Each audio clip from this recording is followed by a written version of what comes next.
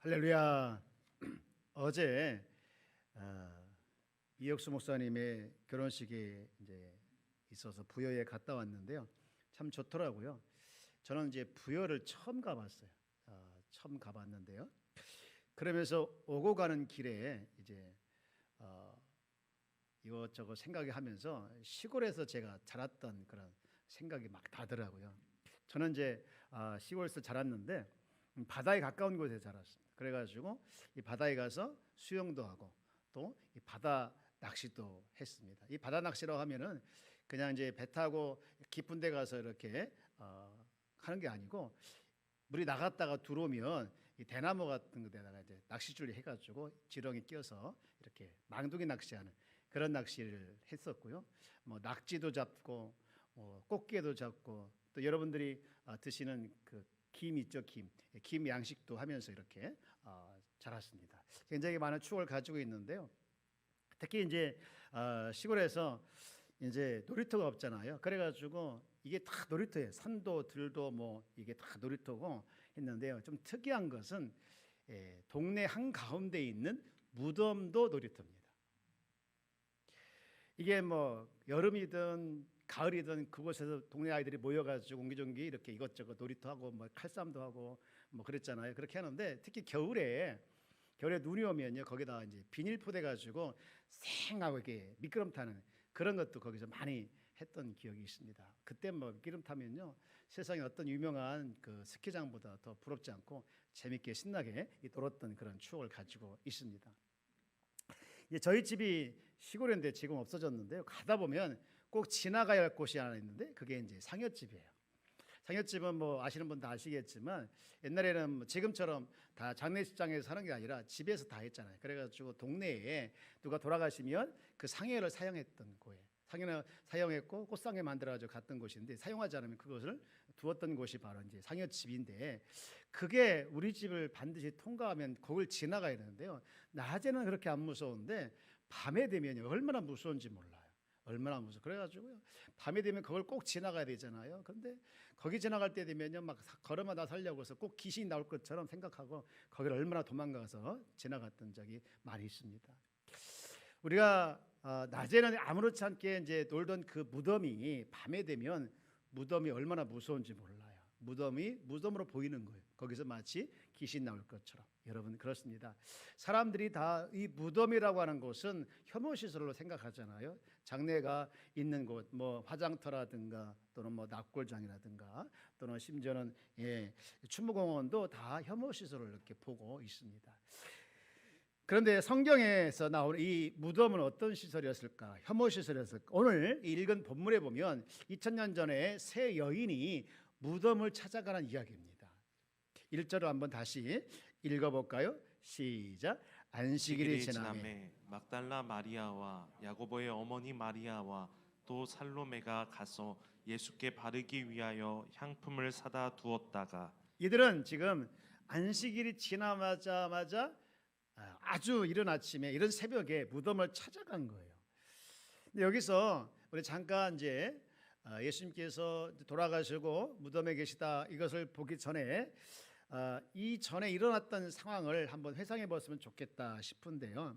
사실 예수님은 이제 무기력하게 십자가에 이제 돌아가셨습니다. 그때 아무도 그를 위해서 장례를 치르지 않았는데요. 그때 나타난 사람이 한 명 있습니다. 누굽니까? 마가복음 15장 43절에 보면 나와 있는데 그 위에 보면 나와 있죠. 우리 한번 같이 읽어봅시다. 시작. 아리마대 사람 요셉이 와서 당돌이 빌라도에게 들어가 예수의 시체를 달라 하니 이 사람은 존경받는 공회원이요 하나님의 나라를 기다리는 자라. 아리마대 사람 요셉이 장례를 치렀는데 여기서 좀 주목하고 싶은 것은 이 아리마대 사람 요셉이 빌라도한테 예수의 시체를 달라고 하는 그 태도입니다. 태도가 어떤 태도입니까? 와서 당돌이 지금 빌라도에게 시체를 요구하는데요. 이게요 얼마나 위험한 일인지 몰라요. 왜냐하면 당시에 십자가에 처형된 사람들은 다 죄가 무거운 사람들이 있지만 일반인이 십자가에 처형당했을 때는 시체를 요구할 수 있습니다. 그러나 거기에 정치범이라든가 또는 이제 국가 범죄로 이렇게 처형된 사람들은요, 어느 누구도 시체를 요구할 수가 없는 거예요. 그런데 거기에 아리마다 사람 요셉이 가서 시체를 요구한 거잖아요. 그런가 하면 잘못하면 여기서 공범죄로 몰릴 수 있습니다. 사내들의 공회원이었던 이 아리마다 사람 요셉이 예수님의 시체를 요구했다는 것은 자기가 속한 그 집단에 대해서 배신행위를 할 수 있다는 거 볼 수 있기 때문에 자칫 잘못하면 이제 배신자로 낙인을 찍을 수 있는 그런 상황임에도 불구하고는 당당하게 지금 당돌하게 예수의 시체를 요구했다는 거예요. 저는요, 이 아리마다 사람 요셉이 잘못하면 그동안 쌓아놨던 모든 것들이, 가지고 있는 모든 것들이 한 방에 딱 훅 날아갈 수 있는 그런 상황에도 불구하고 그가 이런 위험을 무릅쓰고 이런 모험을 했던 그의 신앙이 어떤 신앙일까 궁금했는데, 그게 43절에 보면, 다시 보면 이렇게 볼 수 있는데요. 맨 끝에 보면 하나님의 나라를 기다리는 자라, 이렇게 말씀을 하고 있습니다. 다시 말해서 이 아리마다 사람 요셉은 누구도 두려워하지 않고 그가 당돌하게 이 빌라도에게 시체를 요구할 수 있었던 이 그의 신앙은 다른 것이 아니라 바로 예수님을 메시아로, 예수님을 구주로 믿었던 신앙입니다. 여러분, 이 아리마다 사람 요셉은 다른 걸 다, 내게 있었던 그 모든 것들이, 명예와 돈, 모든 걸 다 잃어버린다 할지라도 나는 주님을 잃어버릴 수 없습니다 라는 그의 신앙 안에 그 모습이, 그 행위에 그의 신앙이 지금 담겨져 있는 거 아니겠습니까? 여기서 저는요, 한 가지 좀 짚고 넘어가고 싶은 거 있습니다. 뭐냐면 우리가 믿음의 사람들을 보면 참 부럽잖아요. 대단한 믿음의 사람, 성경에 나와 있고 우리 선조들의 믿음을 보면 참 부러울 때가 많이 있어요. 여기 나와 있는 이 아리마다 사람 요셉도 참 부러운 사람인데, 그런데 여기서 우리에게 주는 중요한 도전이 하나 있는데, 그것은 뭐냐? 우리들이 그들의 믿음의 행위, 그것은 다 본받을 수 없습니다. 다 따라할 수 없지만 중요한 것은, 그리고 우리가 본받아야 할 것은 그들의 믿음입니다. 예수님이 메시아라고 했던 그 믿음은 우리가 본받아야 되는 거죠. 여러분, 우리가 믿음의 조상 아브라함은 어떤 사람이었습니까? 이삭도 바치기에 주저안했던 사람이지 않습니까? 여러분, 우리가 만약 그런 요구를 받으면 그럴 수 있을까요? 누군가 하나님께서 저에게 네 아들 바쳐 하면 저는요 못 받을 것 같아요. 그런데 아브라함은 바치려고 했단 말이죠.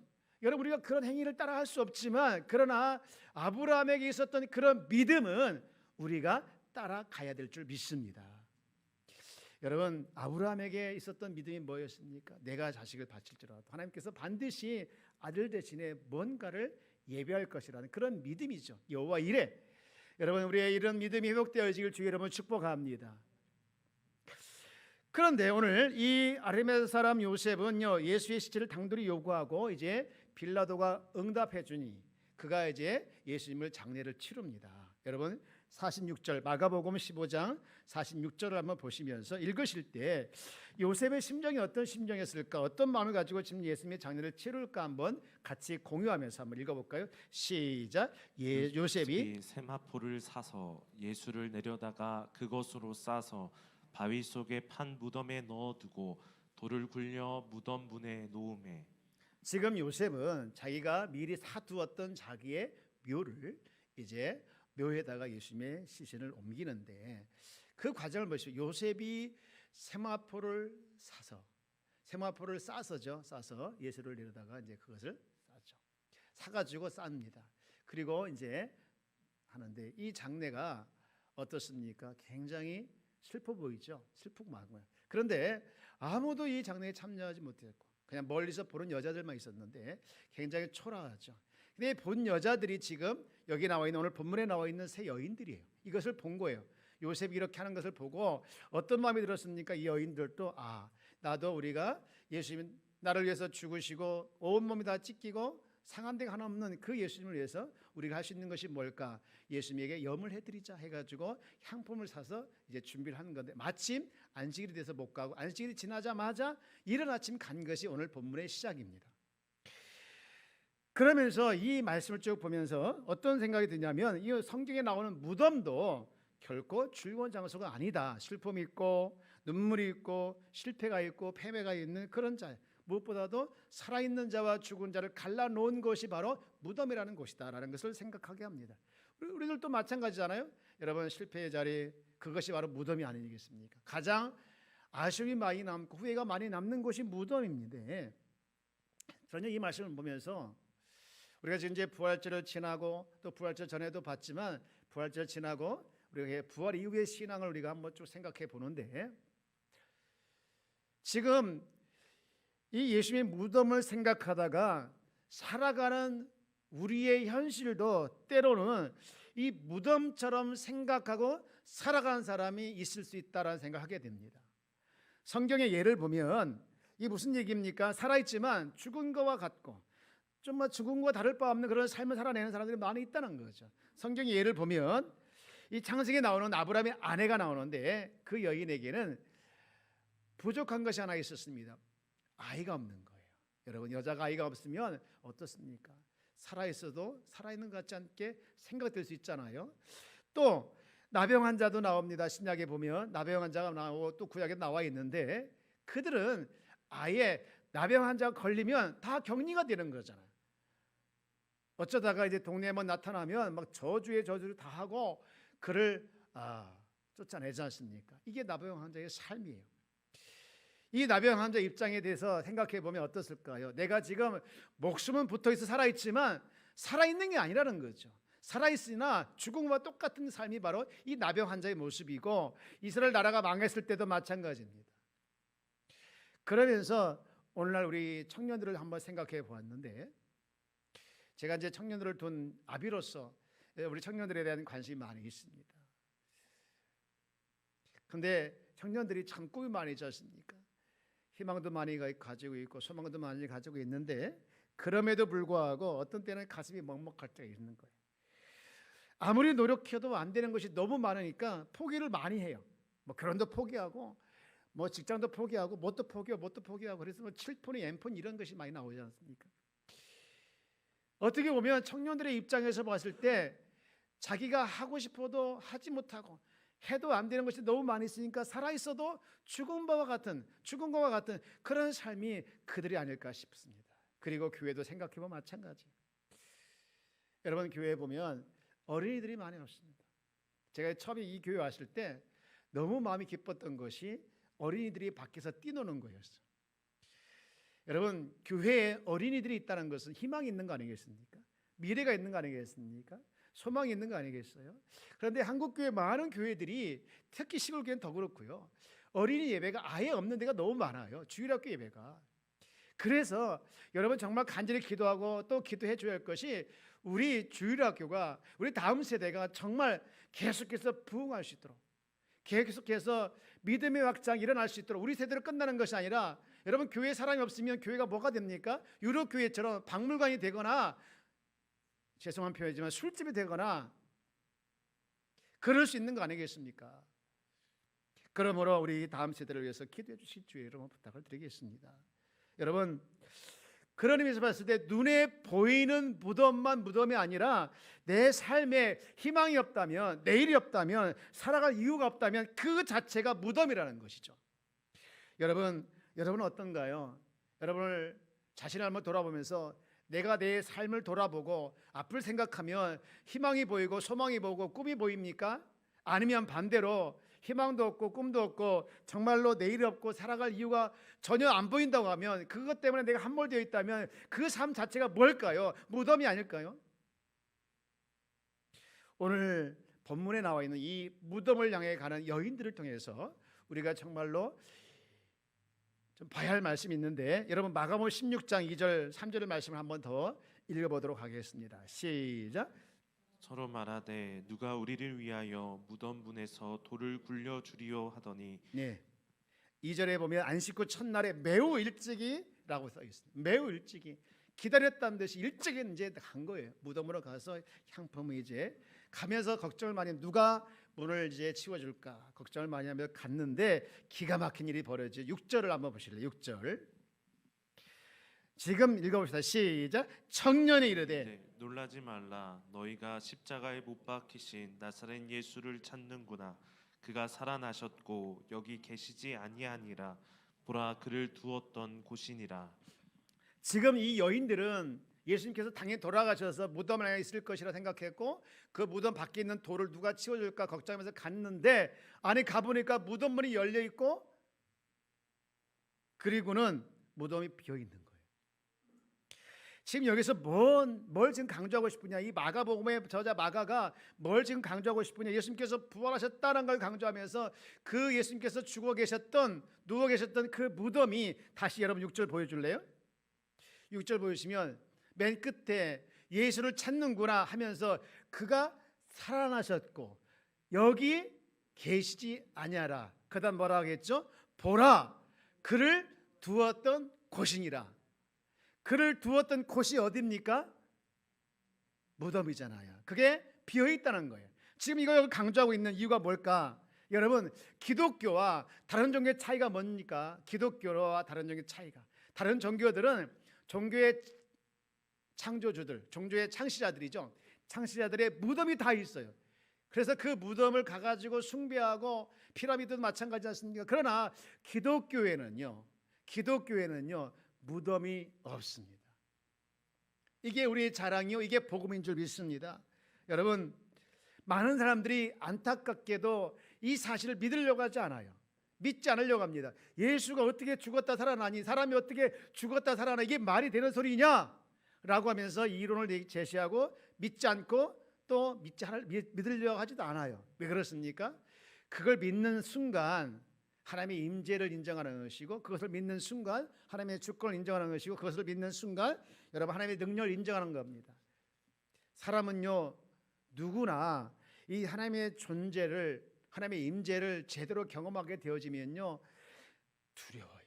하나님의 존재에 대해서 두렵고 하나님의 존재에 대해서 그렇습니다. 여러분, 오늘 읽은 이 여인들도 마찬가지예요. 오늘 우리가 읽은 말씀에 가면 8절에 보면 여자들이 몹시 놀라 떨며라고 했잖아요. 이 하나님의 임재를 경험하니 두려운 거예요.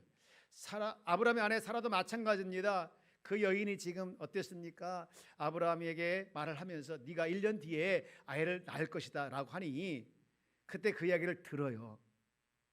속으로 생각합니다. 내가 지금 나이가 경수가 끊어졌고 도저히 인간적으로 생각해 볼 때 아이를 낳을 수 없는 나이임에도 불구하고 아이를 낳는다고 하니 저게 말이 되는 소리냐 하면서 속으로 비웃을 때 천사가 얘기합니다. 왜 비웃냐고. 그때 사례가 떨잖아요.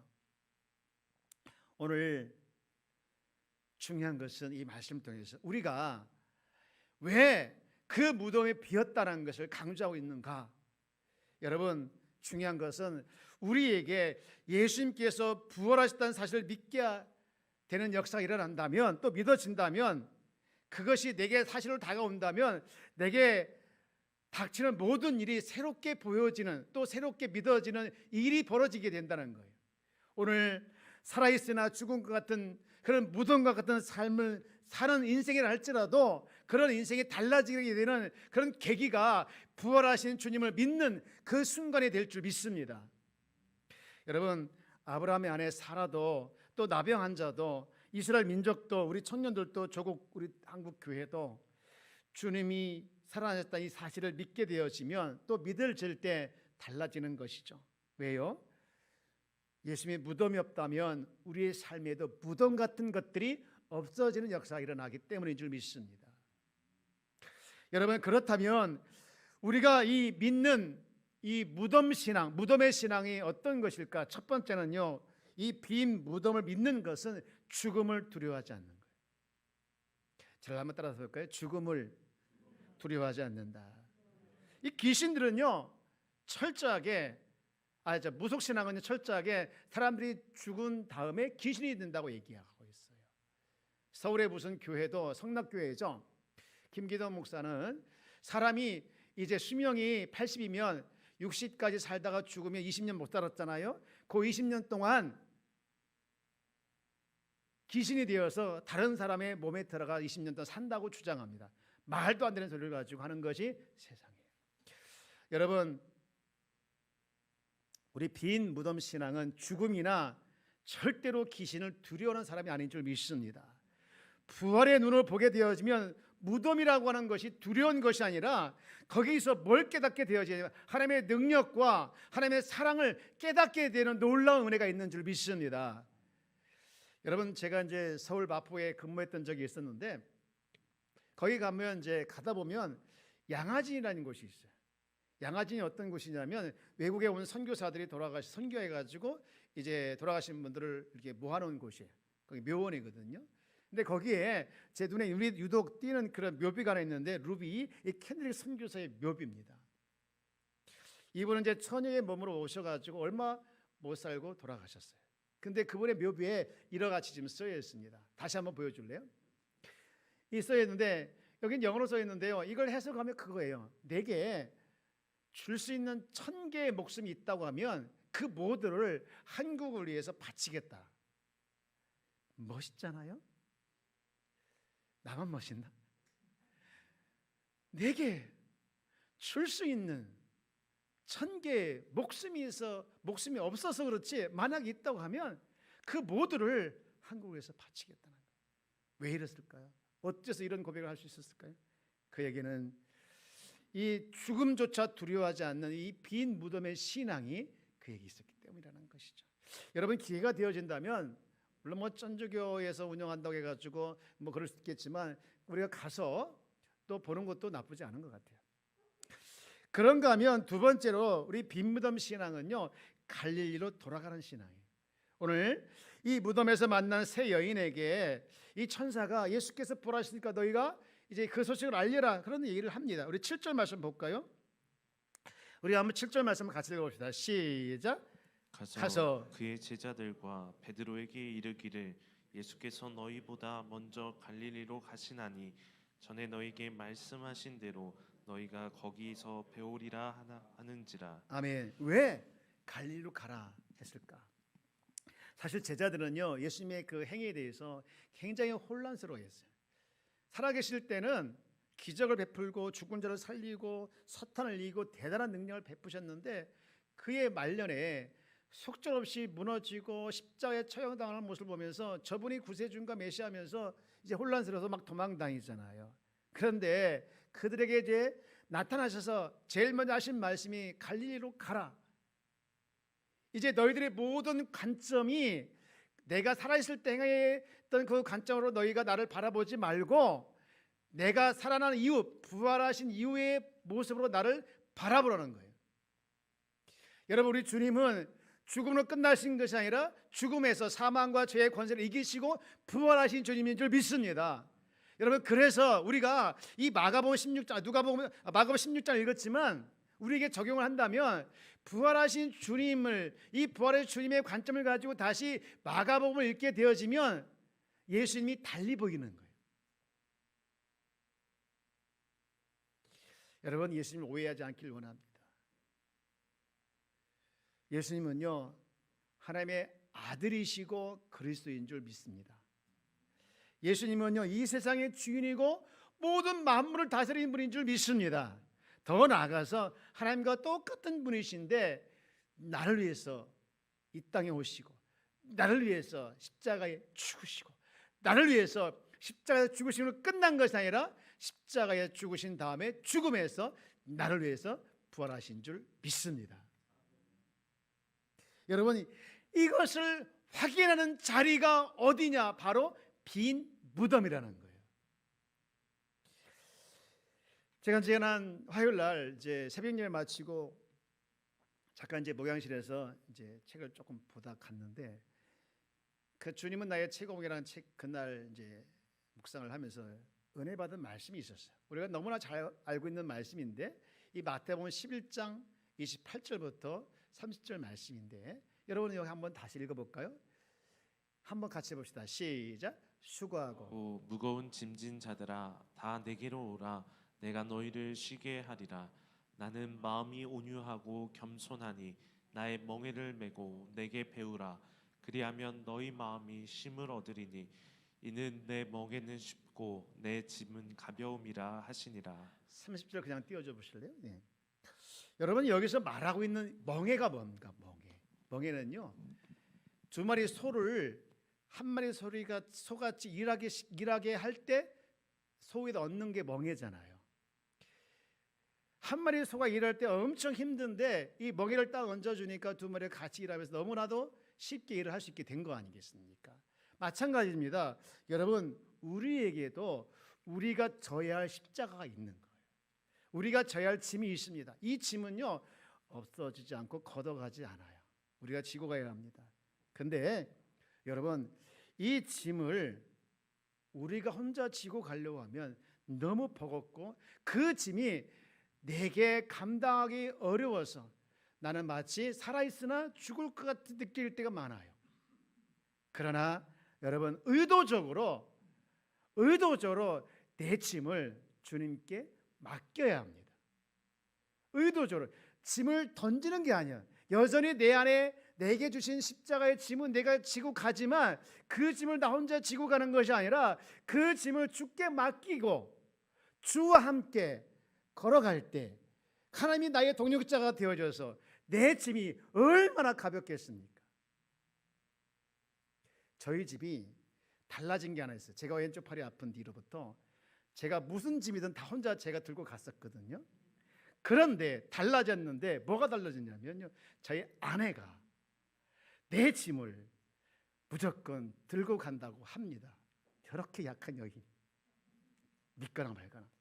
여러분, 혼자 짐을 지고 갈 때는 얼마나 힘들겠습니까? 그러나 오늘 이 마태복음 11장 28절부터 수고하고 무거운 짐지라, 여기서 무거운 짐이라고 하는 것은 그 앞에 율법이 될 수도 있지만 여러분, 오늘 우리에게 적용한다면 하나님께서 우리에게 지어진 짐, 이 십자가의 길, 여러분 이것을 혼자 지고 가서 여러분의 삶이 무덤 같은 삶이 되지 않기를 주여 여러분 축복합니다.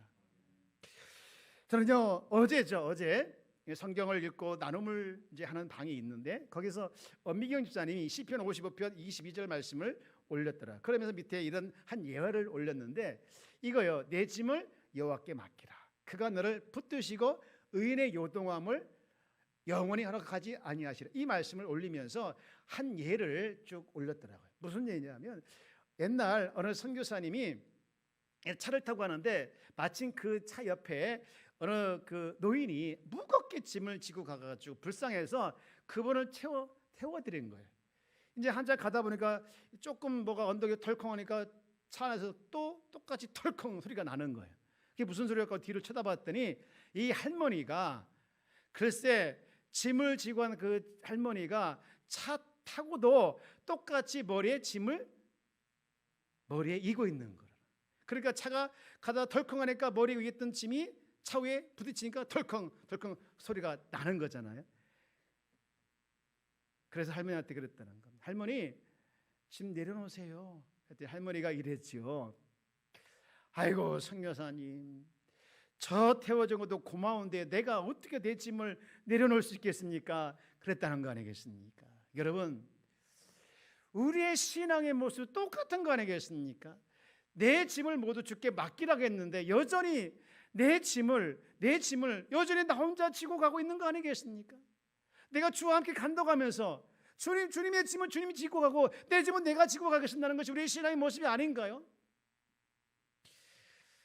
이제 결론을 내리겠습니다. 여러분, 내 삶이 무덤같이 보이는 것들이 있을 수가 있습니다. 여러분, 그것 때문에 속절없이 무너지고 한없이 힘들어할 때 얼마나 많이 있습니까? 여러분, 주님의 무덤이 비어있는 것처럼 나의 무덤 같은 모든 것들이 주님 때문에 없어지는, 비어있는 무덤 같은 삶이 회복되는 역사가 일어나길 주 여러분 축복합니다. 여러분, 그 짐은, 우리가 져야 할 짐은 없어지지 않지만, 주님께 다 던져서 없어지지 않지만 여전히 지고 가는 짐이지만, 그러나 주께 맡기고 주님이 나의 동역자가 되어져서 그런 삶을 살아갈 때 여러분 삶이 가벼운 삶이 될 줄 믿습니다. 수고하고 무거운 짐진 자들아 다 내게로 오라. 이는 내 멍에는 쉽고 내 짐은 가벼움이라. 성도 여러분, 오늘 말씀을 통해서 뭔가 좀 느낌이 왔거나 뭔가 감동이 왔거나 뭔가 조금 여러분 마음속에 뭔가 좀 움직이는 것이 왔다고 하면 그거 잊어버리지 말고 즉각적으로 반응하시길 주의 여러분 축복합니다. 때로는요, 이 베드로의 용기가 필요한 거예요. 베드로가 배에 타고 있을 때 예수님께서 물 위를 거셔오실 때 주님 나도 걷고 싶습니다 가지고 걸어와 했더니 뛰어내렸잖아요. 여러분 우리도 무식하게 때로는요 믿음의 모험이 필요한 거예요.